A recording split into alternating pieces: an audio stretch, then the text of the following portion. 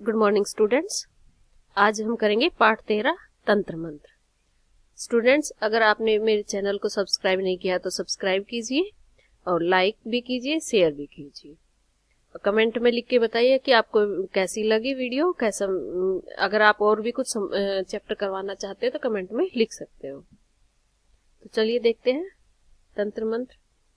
यदि हम अच्छे कार्य करते हैं तो पशु पक्षी भी हमसे प्रेम करने लगते हैं, किंतु कुछ लालची तथा अशांति प्रिय लोग अपने लोभ लालच में हमसे द्वेष रखने लगते हैं।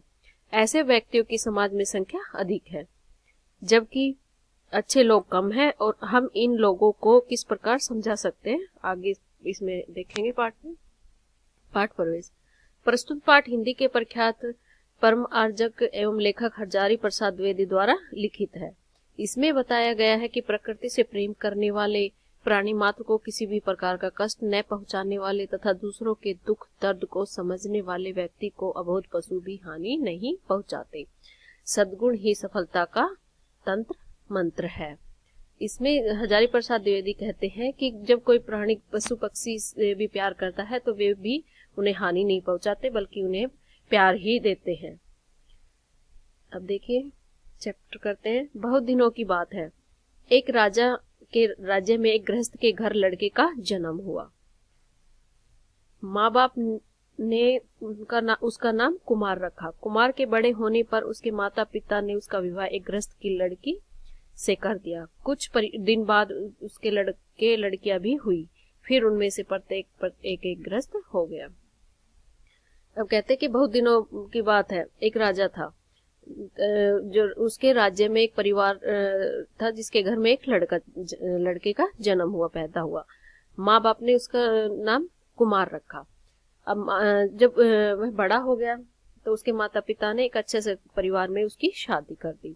कुछ दिनों बाद उसके बच्चे भी हुए, लड़के भी लड़कियां भी, और फिर सबने अपना अपना गृह परिवार बसा लिया।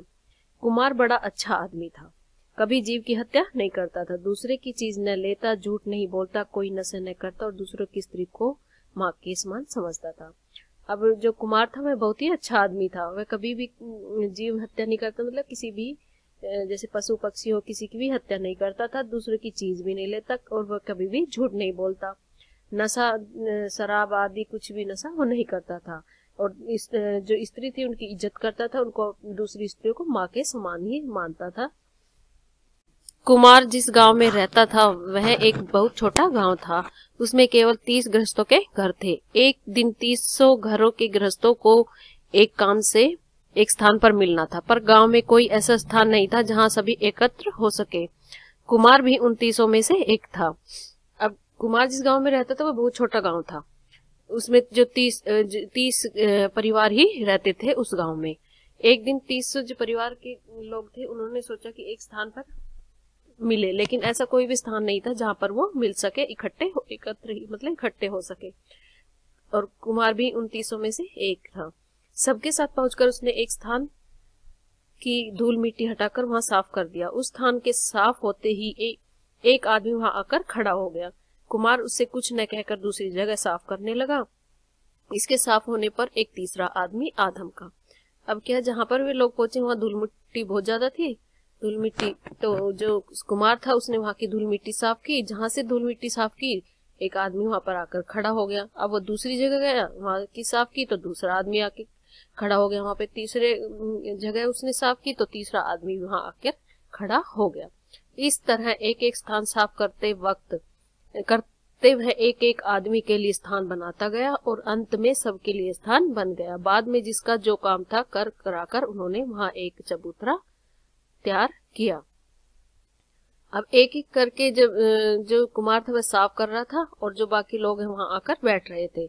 इसके बाद वह सारा जो जगह थी वो सारी साफ हो गई और वहां पर उन्होंने एक चबूतरा बनाया बैठने के लिए।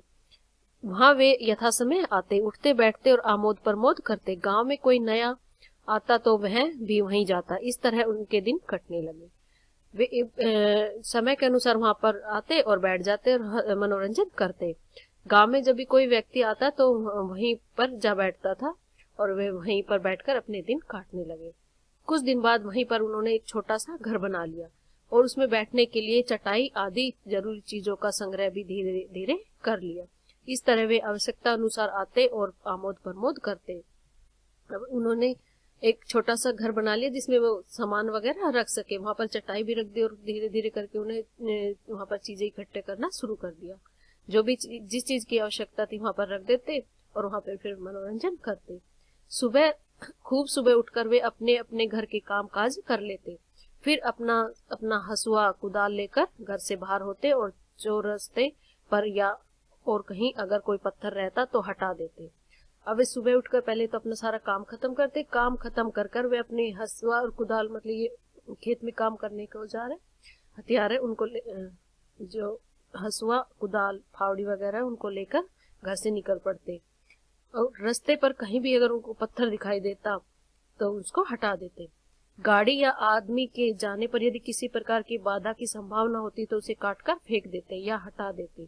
ऊंची नीची जगहों को समान कर देते, जरूरत होने पर पुल बांध देते, तालाब खोद लेते और जिससे जो हो सकता था वह करते थे। कुमार के गुण से इस गांव के सभी लोग सब बातों में खूब अच्छे हो गए। अब क्या है, अगर किसी को कोई भी बाधा होती तो वे मिलकर उसको ठीक करते।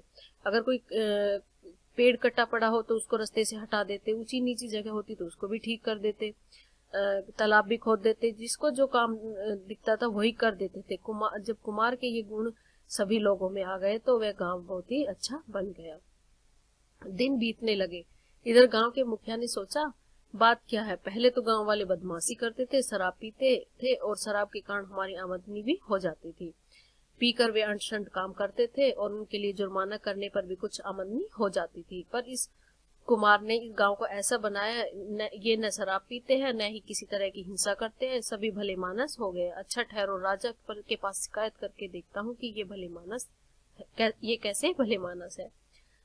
अब जो मुखिया था उसने सोचा कि जो गांव वाले हैं पहले तो इतनी बदमाशी शरारत करते थे, शराब पीते थे और शराब पीने के बाद जो गाली गलौज देते थे उन पर जुर्माना लगाकर मेरी आमदनी हो जाती थी। लेकिन इस कुमार ने तो पूरे गांव का नक्शा ही बदल दिया। वे सारे लोग हैं वे बहुत ही अच्छे हो गए हैं। मुखिया ने क्या सोचा, मुखिया सोच रहा है कि राजा के पास इनकी शिकायत करने जाऊं। मुखिया राजा के पास जाकर बोला, महाराज गांव के सभी लोग चोर हो गए हैं, उनका उपद्रव बढ़ गया है, कुछ उपाय कीजिए नहीं तो बचना मुश्किल है। अब मुखिया ने राजा से जाकर कहा कि जो गांव के लोग हैं चोरी करने लगे हैं, शरारत करने लगे हैं, आप कुछ कीजिए नहीं तो मुश्किल हो जाएगी। राजा ने हुक्म दिया, जाओ चोरों को हाजिर करो।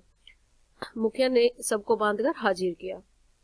राजा ने उनमें से किसी से कुछ न पूछा और कहा, तुरंत हाथी के पैर से कुचलकर मार डाला जाए। अब जो राजा था उसने सोच विचार किए बिना ही उनको हाथी के पैरों के तले कुचलवाने का आदेश दे दिया। राजमहल के लंबे चौड़े आंगन में उन्हें बांधकर लिटा दिया गया।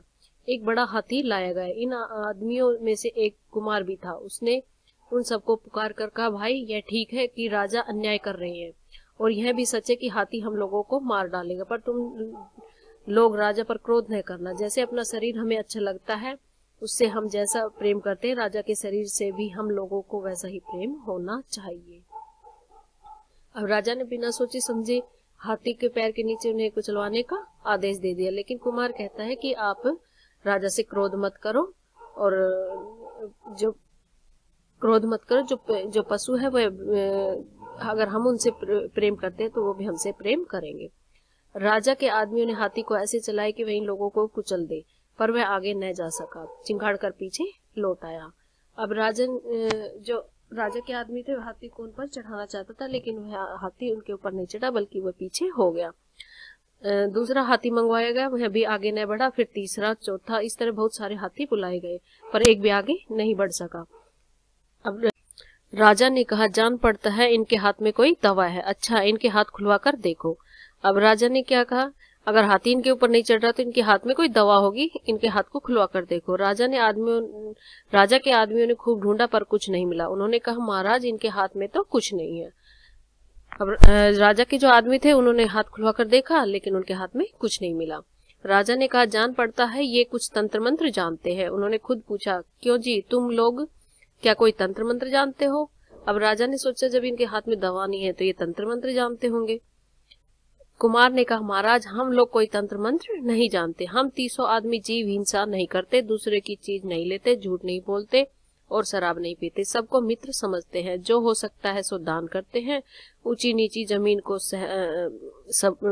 समान कर देते हैं, लोगों के लिए तालाब खोद देते हैं और घर बना देते हैं। महाराज अगर हम लोग कोई मंत्र जानते हैं तो बस यही है कि और कोई मंत्र नहीं जानते। राजा अब कुमार ने कहा, महाराज हम कोई तंत्र मंत्र नहीं जानते, हम क्या करते हैं कि ना तो हम किसी जीव को मारते, कभी झूठ भी नहीं बोलते, दूसरों की चीज भी नहीं लेते, शराब नहीं पीते और सभी को अपना मित्र समझते हैं, जो हमसे बन पड़ता वही करते हैं, बस यही हमारा मंत्र है। राजा इनकी बातें सुनकर बड़े खुश हुए, मुखिया की संपत्ति जब्त कर ली गई, उन लोगों को उनका गांव और एक बड़ा हाथी दे दिया गया। अब राजा ने जब ये बात सुनी तो राजा बहुत खुश हुआ, लेकिन जो मुखिया था जिन्होंने शिकायत की थी उसकी सारी संपत्ति जब्त कर ली गई और जो कुमार थे और गांव वाले थे उनको लोगों को उनका गांव और एक हाथी भी दे दिया। अब इस तंत्र मंत्र के लेखक कौन है? हजारी प्रसाद द्विवेदी। अब इसके देखिए क्वेश्चन आंसर।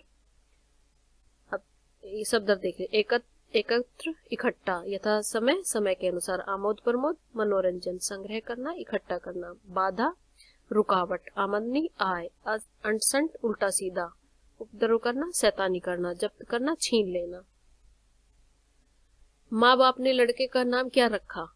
माँ बाप ने लड़के का नाम कुमार रखा। गांव के मुखिया ने क्या सोचा? गांव के मुखिया ने सोचा कि पहले तो गांव वाले बदमाशी करते, शराब पीते थे, जिससे वे उल्टे सीधे काम करते थे तो उन पर जुर्माना लगाकर कमाई हो जाती थी। अब गांव के मुखिया ने क्या सोचा? गांव के मुखिया ने सोचा कि पहले तो हमारी कमाई हो जाती थी, जो गांव के लोग थे लड़ाई झगड़े करते, शराब पीकर, तो उनसे जुर्माना लगाकर मेरी कमाई हो जाया करती थी, लेकिन अब नहीं होती। मुखिया ने राजा से क्या शिकायत की? मुखिया ने राजा से शिकायत की कि महाराज गांव के सभी लोग चोर हो गए हैं और उनका उपद्रव बढ़ गया, वे शैतानी करते हैं। मुखिया ने राजा से, जो गांव वाले थे, उनकी शिकायत कर दी कि सारे चोरी करते हैं, लड़ाई झगड़ा करते हैं। अब ये गद्यांश है, देख लेना। पहला क्वेश्चन है, कुमार और उसके साथी क्या क्या नहीं करते थे? कुमार और उसके साथी जीव हिंसा नहीं करते थे, दूसरों की चीज नहीं लेते, झूठ नहीं बोलते और शराब नहीं पीते थे। कुमार अपने साथियों के साथ क्या क्या करता है?